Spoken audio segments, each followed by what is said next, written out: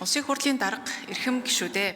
Монгол Улсын үндсэн хуулийн цэцэг 2025 оны 12 дугаар сарын 26-ны өдрийн Монгол Улсын хурлын чуулганы хуралдааны дэгийн тухай хуулийн 101-р зүйлийн 101-ийн 1, 102-р зүйлийн 102-ийн 1 дэх хэсгийг холбогдох зохицуулалт Монгол Улсын үндсэн хуулийг зөрчсөн эсэх маргааныг хянан шийдвэрлсэн тухай 12 дугаар дүгнэлтийг хууль зүйн байнгын хороо Монгол Улсын хурлын чуулганы хуралдааны дэгийн тухай хуулийн 81-р зүйл заасан журмын дагуу 2026 оны 3 дугаар сарын 18-ны өдрийн хуралдаанаараа хэлэлцлээ. Байнгын орооны хуралдаанд Монгол Улсын хурлын итгэмжлсэн төлөөлөгч Улсын хурлын гишүүн, төрийн байгуулалтын байнгын орооны дарга Цэндийн сандаг очир үндсэн хуулийн цэцгийн дүгнэлтийн талаар танилцуулсан бөгөөд Улсын хурлын гишүүдээс цэцгийн дүгнэлтэд холбогдуулан асуулт асууж үг хэлээгүй болно.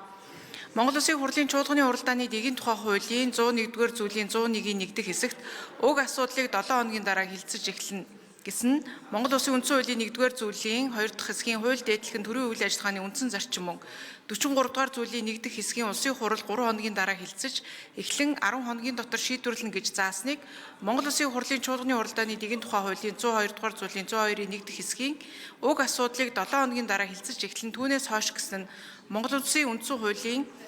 1-р зүйлийн 2 дахь хэсгийн хууль дээдлэх нь төрийн үйл ажиллагааны үндсэн зарчим мөн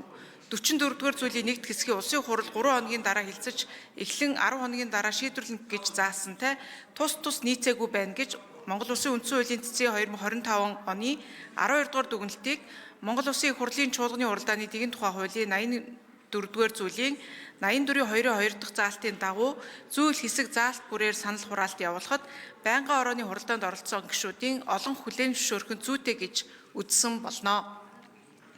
Улсын хурлын эрхэм гишүүдээ Монгол Улсын үндсэн хуулийн цэцгийн 2025 оны 12 дугаар сарын 26-ны өдрийн 12 дугаар дүгнэлтийг хэлэлцсэн талаар хууль зүйн байнгын орооны санал дүгнэлтийг хэлэлцэн